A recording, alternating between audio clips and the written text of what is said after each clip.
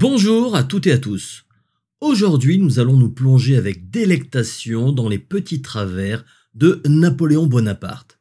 En effet, nous allons nous éloigner de la grande histoire épique pour nous focaliser sur l'anecdotique. Loin de moi l'idée de dénigrer l'homme, il concentre à lui seul une certaine idée que l'on se fait de la grandeur éternelle de la France. Génie pour les uns, despote sanguinaire pour les autres, il ne laisse personne indifférent. Qu'on l'adore pour son sens tactique ou qu'on le déteste pour avoir rétabli l'esclavage, son empreinte est encore présente de nos jours, notamment pour ses réalisations. Le Code civil, l'Arc de Triomphe, les lycées, le baccalauréat, les universités, la Banque de France, les préfectures, le Conseil des prud'hommes, la Bourse de Paris, les chambres de commerce ou encore la numérotation de nos rues. N'en jetez plus, la cour est pleine et l'on pourrait faire un podcast rien que sur ce sujet. Cependant, je trouve toujours amusant de recenser les petits travers des grands noms de l'histoire, même ceux qui se prenaient quasiment pour des dieux. Finalement, ce sont peut-être leurs petits défauts qui les rendent si humains à nos yeux. Le premier d'entre eux est gentil, et il est finalement très commun encore aujourd'hui. Il faisait énormément de fautes d'orthographe. Alors pour la plupart d'entre nous, ce n'est pas gênant. On peut même très bien vivre avec.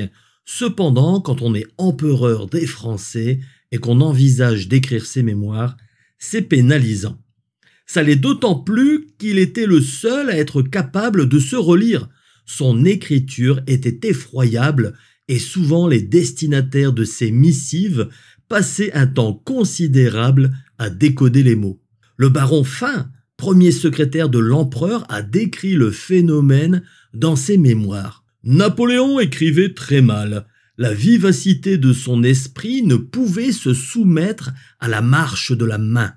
Il ne traçait que des caractères imparfaits et n'achevait jamais ni le mot ni la ligne, passant du reste sans scrupule par-dessus toutes les exigences de l'orthographe.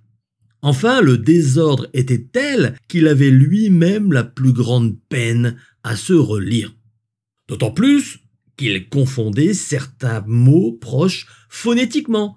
Par exemple, au lieu d'écrire une rente viagère, il écrivait une rente voyagère. Napoléon le dira lui-même. Un homme public et dans les grandes affaires un ministre ne doit pas écrire l'orthographe. Ses idées doivent courir plus vite que sa main. Il n'a le temps que de jeter des jalons.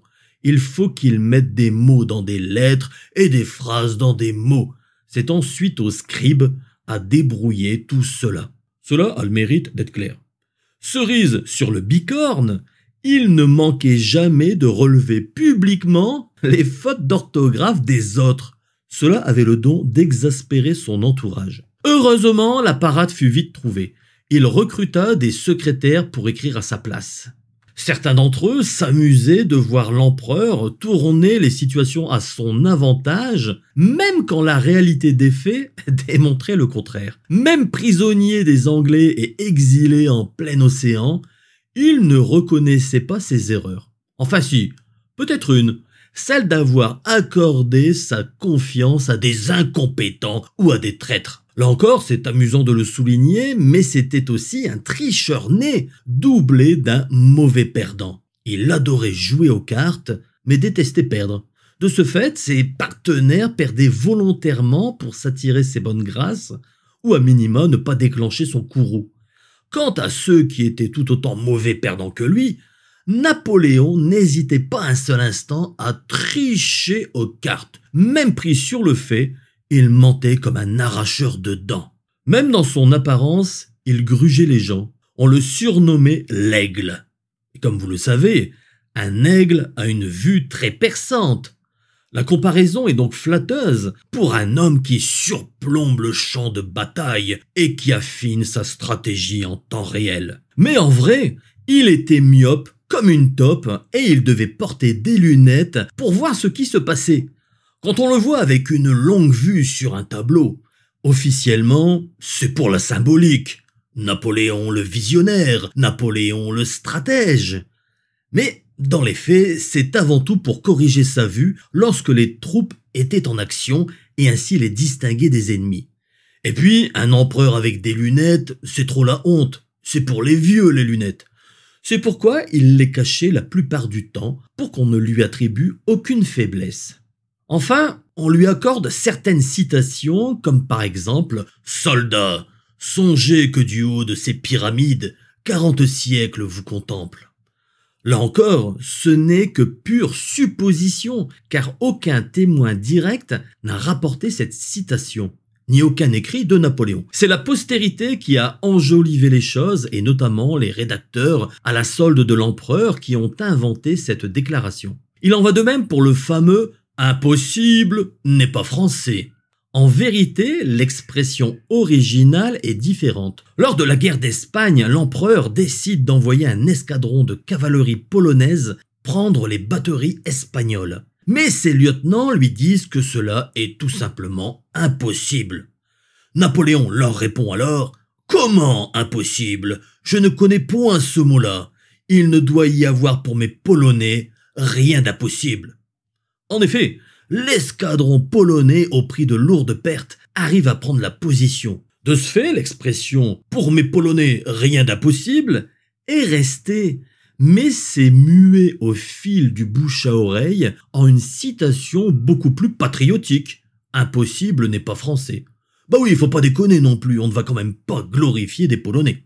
Par contre, Napoléon aurait vraiment dit à Talleyrand « Monsieur, vous n'êtes que de la merde dans un bas de soie ». C'est Talleyrand lui-même qui le rapportera dans ses mémoires. Autre petit travers, il était extrêmement radin. La plupart des historiens s'accordent à dire que, dans sa folle jeunesse, il avait beaucoup de mal à payer un verre à ses amis quand il était dans une taverne. Quand, par la force des choses, c'était à son tour de payer la tournée, il prétextait devoir partir urgemment pour un rendez-vous qu'on imagine fort bien complètement fictif. Plus tard, il avait pour fâcheuse habitude de ne payer qu'un tiers de la facture que lui adressaient ses fournisseurs. Il estimait qu'il s'en mettait plein les poches avec des marges de voleur. Toutefois, il savait se montrer généreux avec les gens qu'il estimait. Cela peut paraître contradictoire, mais c'était un personnage tout en excès. Il était capable de déplacer des montagnes et de dépenser des sommes colossales pour conquérir le cœur d'une dame, tout comme il pouvait marchander sans fin pour des dépenses finalement sans conséquence. Au final, les soutiens, les détracteurs de Napoléon s'opposent sur la question. Pour les uns, c'était un avare, pour les autres, c'était un économe soucieux des deniers de l'État. D'autre part, autre petit travers, la plupart du temps, il mangeait comme un cochon. Tout empereur qu'il était, c'était un personnage peu distingué et ça se voyait quand il se mettait à table, n'hésitant pas à manger avec ses doigts et à s'essuyer sur sa redingote. Peu importe les personnes qui se trouvaient à table, il avalait tout goulûment. Il ne faisait d'efforts que quand une dame lui plaisait. Alors là, il sortait le grand jeu et se montrait très maniéré. Cependant, le naturel revenait très vite au galop, et dès qu'il avait fait son affaire à cette galante dame, hop, il retrouvait ses mauvaises manières. Et puisque j'évoque le galop, parlons-en des chevaux. Sur de nombreux tableaux, on le représente à cheval. Notre imagination galope tout autant et on le voit presque hurler la charge, suivi par des cohortes de cavaliers. En vérité, non. Il ne montait à cheval que par nécessité, et surtout parce qu'il avait les pieds fragiles, tant et si bien qu'il cassait ses souliers neufs avant de les porter. Mais les longs déplacements à cheval, il n'aimait pas trop ça et préférait se déplacer dans le confort d'un carrosse. Quant aux ordres, ils étaient donnés depuis le camp de base et il suivait les combats depuis sa tente. Bref, le mythe de la charge héroïque en prend un coup. D'autre part, il avait une consommation excessive d'eau de Cologne. Peu de gens le savent, mais il consommait en moyenne une 40aine de bouteilles d'eau de Cologne par mois. Il s'en aspergeait à longueur de journée. Il cocotait à des dizaines de mètres à la ronde. D'ailleurs, il en buvait parfois pour avoir une bonne haleine. Certaines mauvaises langues diront que c'était pour masquer les mauvaises odeurs. Mais elles se trompent. Car Napoléon prenait plusieurs bains par jour. C'était un maniaque de l'hygiène. Son valet de chambre, Louis Constant Véry, que Napoléon appelait Constant tout simplement, devait toujours veiller à ce que de l'eau chaude soit prête pour qu'il puisse prendre un bain quand bon lui semble. Il aimait méditer dans un bon bain chaud et réfléchir sur les meilleures stratégies à adopter. Bien évidemment, quand il sortait de l'eau, Constant lui frictionnait le corps avec de l'eau de Cologne. Parlons maintenant stratégie justement. Nombreux sont ceux qui imaginent l'empereur sur le haut d'une colline, entouré par ses généraux, tous équipés de longues vues pour suivre l'évolution des combats. On les voit même informer « Napoléon, votre Majesté, je pense qu'il faudrait renforcer la cavalerie sur le côté gauche et diriger les tirs de l'artillerie de 24 degrés nord-nord-ouest. D'autre part, je recommande à l'empereur de lancer une attaque de nos grognards sur le flanc droit. » Très bonne suggestion, mon brave. Envoyez l'estafette pour donner les directives. La réalité est tout autre. C'était le bordel le plus complet sur le champ de bataille. C'était un ensemble d'affrontements sanglants, localisés, où les soldats se battaient tout simplement pour survivre. Pour donner un ordre, il fallait parfois que le messager parcourt plusieurs kilomètres pour arriver à destination. Et une fois sur place, soit l'unité était massacrée, et il n'y avait plus personne, soit elle avait gagné et s'était déplacée. Il faut avoir conscience que ce n'est qu'avec l'évolution récente des télécommunications que l'art de la guerre a pris une autre dimension. À l'époque, l'empereur et ses généraux définissaient une stratégie globale qu'ils remettaient ensuite aux subalternes et ainsi de suite. Le jour J, à l'heure H, tout le monde suivait l'instruction dès le premier coup de clairon. Mais ensuite, c'était au petit bonheur la chance. Quand tu as un mec en face de toi qui charge avec son sabre, tu improvises, tu n'attends pas les consignes. Avec une armée où les soldats parlaient 5 à 6 langues différentes, il était impossible de donner des ordres clairs sur le terrain. Et encore moins de coordonner l'ensemble des bataillons. L'estafette en question, le temps qu'elle arrive à l'endroit mentionné, la physionomie du combat avait radicalement changé. De plus, les officiers qui étaient au front prenaient eux-mêmes des initiatives et ordonnaient à leurs troupes de suivre telle ou telle tactique, parfois en totale contradiction avec les ordres donnés la veille par l'empereur et les généraux. Quant aux canonniers, ils balançaient souvent leurs boulets dans le tas sans savoir quand il fallait arrêter de tirer. De même, ceux qui avaient reçu l'ordre de prendre une ville à quelques kilomètres de là n'avaient parfois pas grand-chose à faire.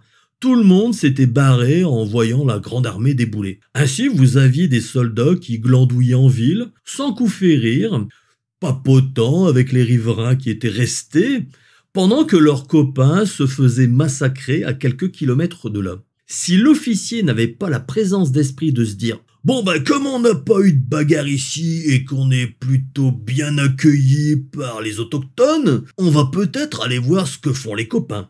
Il y avait de bonnes chances que l'unité reste sur place en obéissant uniquement à l'ordre initial. Bon ok les gars, on n'a vu personne ici, mais l'empereur, il l'a dit, vous prenez la ville et vous restez là. Donc on reste là et on la garde bien au chaud pour l'empereur. Pour résumer, la puissance de la France à cette époque était surtout liée à sa supériorité numérique et également à certaines avancées techniques dans son armement. Chaque territoire conquis devait payer son tribut en hommes. Par exemple, lors de la campagne d'Égypte, Napoléon a certes délivré des milliers d'esclaves, mais c'était pour les enrôler, de gré ou un peu de force, dans l'armée. On avait ainsi des forces supplétives sur les champs de bataille qui ne pipaient pas un mot de ce que les autres disaient. Bon, en gros, il fallait foncer dans le tas et espérer que ça se passe bien. La bataille de Waterloo illustre très bien ces difficultés de communication. Lors de celle-ci, un ordre avait été donné par l'empereur. Il fallait impérativement prendre la ferme d'Hougoumont, jugée comme un pivot central de la bataille. Napoléon avait ordonné qu'elle soit prise. Donc il fallait y aller les gars. Toute la journée, les officiers français ont envoyé régiment sur régiment pour tenter de la prendre. Pour les Anglais, c'était un véritable tir au pigeon et jeu de massacre. Ils ont décimé des légions complètes de soldats français. Lorsqu'en fin de journée, les soldats français étaient enfin aux portes de la ferme, qu'ils se battaient même dans le verger, et donc à deux doigts de l'emporter, Napoléon avait entre-temps ordonné au maréchal Ney de prendre une autre ferme tout aussi stratégique, la ferme de la Haie-Sainte. Les soldats français postés à la ferme d'Hougoumont et voyant les Prussiens arriver en renfort des Anglais, abandonnèrent la position. La prise de la ferme de la Sainte-Haie ne changea pas le destin de la bataille. Là encore, le résultat de cette bataille n'est pas vraiment lié à une quelconque stratégie sur le terrain. Napoléon avait peu de chances de l'emporter sur les Anglais. L'armée impériale comptait 74 000 fantassins, les Anglais avaient de leur côté 68 000 fantassins et plus de 12 000 cavaliers. Bref, 74 000 Français contre 80 000 Anglais, qui ont en plus l'avantage du terrain. Enfin, les Anglais ont bénéficié du renfort de 50 000 Prussiens. L'armée de Napoléon affrontait quasiment 2 fois plus de soldats et de surcroît, elle était prise en étau. Aucune chance de gagner. Toutefois, pendant des décennies, personne n'a remis en cause Napoléon le grand stratège. Tout le monde faisait porter le chapeau au maréchal Grouchy. Encore aujourd'hui, on entend souvent que la défaite de Waterloo, c'est la faute à Grouchy qui glandouillait dans son coin. La réalité est tout autre. S'il restait là où il était, c'était tout simplement parce qu'il avait reçu l'ordre de Napoléon de tenir la position. Scrupuleusement, il est donc resté là à ne rien faire. D'autre part, il expliquera dans ses mémoires que Napoléon a demandé à son chef d'état-major, Jean de Dieu Soult, d'envoyer un message à Grouchy pour lui dire textuellement « En ce moment, la bataille est engagée sur la ligne de Waterloo ». Non seulement l'estafette, envoyée à 13 h, arriva chez Grouchy à 17 h, mais en plus, elle était difficilement compréhensible. Car oui, le dénommé Soult écrivait aussi mal que son divin empereur. Au lieu de lire « La bataille est engagée sur la ligne de Waterloo », Grouchy comprit « La bataille est gagnée sur la ligne de Waterloo ». Grouchy demanda à ses officiers s'ils comprenaient comme lui, et tout le monde confirma que c'était bien le terme « gagné » qui était écrit. Bref, si c'est gagné, c'est cool, pas besoin de s'affoler. Tiens, et si on allait manger des fraises chez un notaire? Ce qu'il fit vers 18 h pendant que ses copains se prenaient une méchante raclée. Et quand bien même eût-il compris qu'il fallait contrer les Prussiens, il se serait fait rétamer, car il n'avait que 33 000 hommes à sa disposition, alors que la horde prussienne dépassait les 50 000 âmes. Tout ça pour dire que les succès et les défaites de l'époque n'étaient pas forcément liés à une super stratégie hors du commun. C'était avant tout la puissance brute de l'armée qui faisait la différence. À l'inverse, on peut par contre souligner la stratégie des Anglais lors de la bataille maritime de Trafalgar. Légèrement inférieure en nombre, 40 bâtiments pour les Français contre 33 pour les Anglais, les navires britanniques ont constitué 2 colonnes qui ont brisé l'unique colonne de l'armada franco-espagnole. Ils ont utilisé le vent pour gagner en rapidité et surprendre les forces impériales. Une fois la colonne brisée, ils ont profité de la désorganisation générale pour couler les navires français et espagnols. Donc, la stratégie en temps réel, c'est surtout un fantasme. Les maréchaux ou généraux avaient des ordres de l'empereur et ensuite ils choisissaient la meilleure option à leurs yeux. Dans le cas présent, l'efficacité anglaise a fait la différence. En réalité, la force de Napoléon, c'était qu'il n'avait peur de rien et qu'il était surtout très bien entouré. On lui soumettait des tactiques et lui, il tranchait dans le vif, adoptant parfois des stratégies risquées, mais qui se révélaient finalement payantes. Vif d'esprit, il comprenait la réalité du terrain et analysait les forces en présence avec une rare clairvoyance. Son armée était aussi très bien organisée, avec une force logistique impressionnante. Rien n'était laissé au hasard lors des campagnes militaires, et il pouvait de ce fait déplacer une quantité astronomique de soldats d'un point à l'autre. Au final, c'est le mythe autour de l'empereur qui a embelli cette vision de grand stratège. Comme on le dit souvent, ce sont les vainqueurs qui écrivent l'histoire. Napoléon s'est donc attribué, sans le moindre remords, toutes les victoires françaises, alors qu'elles sont surtout la résultante d'un état-major compétent et d'une supériorité numérique indiscutable. Ce qu'on ne peut pas lui enlever par contre, c'est qu'il était un remarquable meneur d'hommes. Il savait motiver les troupes, être à leur côté et les galvaniser avant le combat comme aucun autre. Napoléon avait aussi un autre travers. Il adorait créer des pays, des États, des régions, des départements et un tas d'autres trucs alambiqués comme des confédérations ou des principautés. Ah ouais, pire que l'Union européenne. Oui, créer des pays, c'est pas donné à tout le monde. Lui, comme il était empereur, c'était plus facile. Il aimait plus que tout autre les découpages administratifs. Bien sûr, il plaçait des proches au pouvoir. Bon, toi, tu seras à la tête de la République Transpadane. Ouais, Transpadane. Et toi, tu seras à la tête de la République Cispadane. Ouais, j'aime bien, en plus ça rime, c'est sympathique. Et puis, après, comme ça l'énervait, car c'était mal géré, ouais, c'était des vrais bras cassés, ces gars-là. Donc, hop, il redécoupait tout ça et fondait la République cisalpine. Bon, qui dura tout de même 6 ans, de 1796 à 1802. L'Italie, il aimait bien. Il a d'ailleurs créé des départements, républiques, royaumes, directement bien sûr rattachés à la France. Rome, mais aussi Ombrone, Gênes, Douar, Pau, Marengo. Il crée au passage 2 entités distinctes, le royaume d'Italie au nord et le royaume de Naples au sud.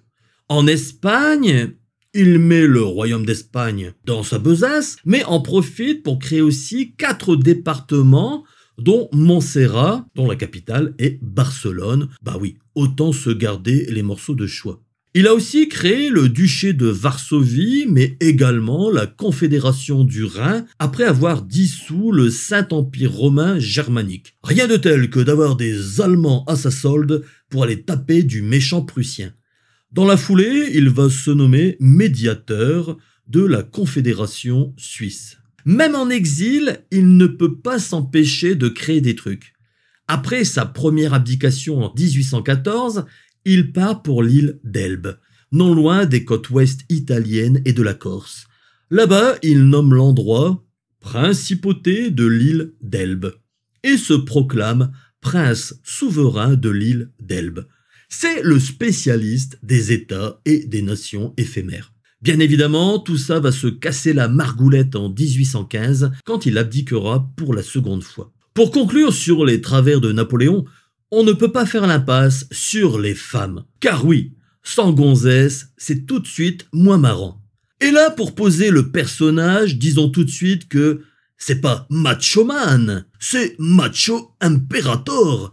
Aujourd'hui, il mettrait en PLS la plus réservée des féministes. À l'égard des femmes, il disait « des femmes bonnes, douces et conciliantes.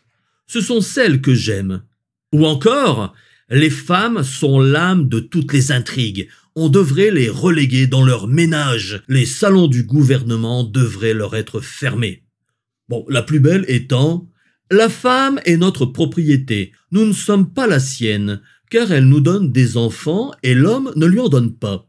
Elle est donc sa propriété comme l'arbre à fruits et celle du jardinier. Logique, implacable. Même le fameux Code civil Napoléon laissait peu d'espace aux femmes qu'on plaçait sous l'autorité et la propriété exclusive du mari et du père. Même s'il a légalisé le divorce, c'était en faveur des hommes. Par exemple, l'adultère était reconnu chez l'homme seulement si celui-ci le pratiquait à la maison. Bah oui, à la maison, ça se fait pas. Par contre, aller batifoler ailleurs, ce n'était point un adultère. Bon, par contre, si la femme couchait avec un autre homme, peu importe où ça se passait, c'était directement en prison qu'on l'envoyait. Pour les hommes, c'était plus souple. Si tu couchais dans le lit conjugal avec une autre femme que ta légitime, tu avais juste une amende. De même, le fameux Code Napoléon estimait les femmes comme juridiquement incapables, c'est-à-dire qu'elles étaient au même rang que les enfants, les criminels ou encore les débiles mentaux. Décrit comme peu courtois avec les femmes, parfois brutal en parole, il méprisait celles qui s'offraient trop facilement à lui. Si sa vie est romanesque, lui n'est pas du tout romantique.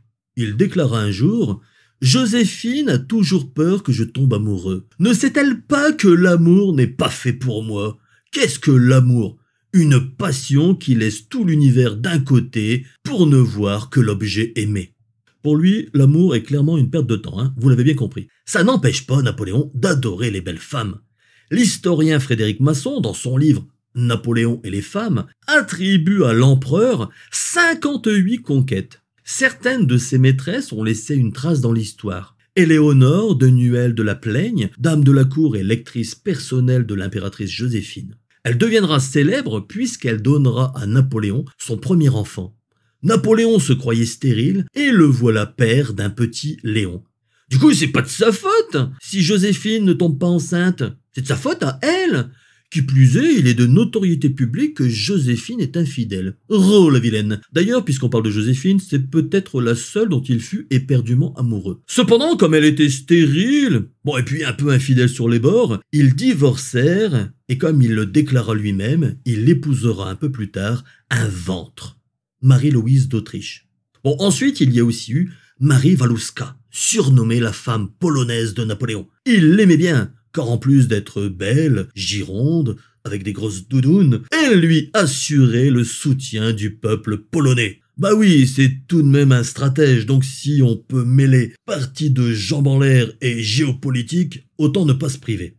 Elle lui donnera également un petit Alexandre, car oui, Napoléon vouait un culte à Alexandre le Grand. Les maîtresses se succéderont à un rythme effréné tout au long de sa vie. Si au début de sa carrière c'était compliqué avec les femmes, étant même contraint à faire appel à des prostituées, une fois empereur, les affaires de sexe vont grandement se simplifier. C'est un fait aujourd'hui établi, il préférait la guerre à l'amour. Il envisageait les femmes comme des conquêtes militaires, il aimait bien celles qui lui résistaient un peu, il lui fallait un peu de challenge, car on se doute bien qu'avec son statut, il pouvait en avoir une dizaine chaque soir dans son lit. Une fois la femme conquise, il passait à autre chose. Tant et si bien qu'en 1814, il contracte une maladie vénérienne qui implique de lui faire une piqûre chaque jour dans le sexe. Oui, dans le sexe. Pour résumer, il consommait les femmes, car au fond de lui, il n'apprécie pas leur esprit. Il déclara à la fin de son existence « Je fus jadis amoureux. Je crois que l'amour fait plus de mal que de bien. Et que ce serait un bienfait d'une divinité protectrice que de nous en défaire et d'en délivrer les hommes. » Certains prétendent que cette misogynie vient d'un complexe, celui d'avoir un petit sexe. À sa mort, son médecin personnel, le docteur Francesco Antonmarchi, mesura sa verge, 3,8 cm.